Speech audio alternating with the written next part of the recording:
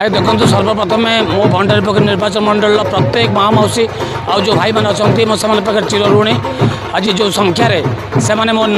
नामांकन पत्र दाखल करने जो संख्या जोग देते स्वतःस्फूर्त भाव से हृदय जो भल पाइबा मो प्रति जो आंतरिकता मुझे चिर ऋणी और बाकी रहा ए गणतंत्र पुनरुद्धार पुनर्प्रतिष्ठा जहाँ मुझे कही आसी निश्चित भाव साधारण जनता ये गोटे परीक्षा साधारण जनता मान निश्चित भाव आगे जीत हम गणतंत्र जीत हम लोकतंत्र निश्चित आसो ये भंडारीपोखरी माटी आसो समस्त द्वारा आप प्रमाण पाइबारे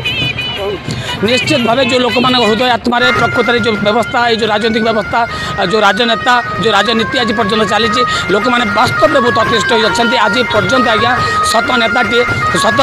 राजनीति आज पर्यंत मो भंडारीपोखरी तो होनी यहाँ समस्त उपलब्धि कर तेणु बहुत संख्यार स्वतःस्फूर्त भाव बहुत संख्या मो सहित योगदान कर निश्चित भाव आम निश्चित पारू निश्चित आम गणतंत्र पुनर्प्रतिष्ठा करूँ और भंडारीपोखरी माटी साधारण जनता जीत निश्चित भाव आगामी दिन हवा जाऊँ।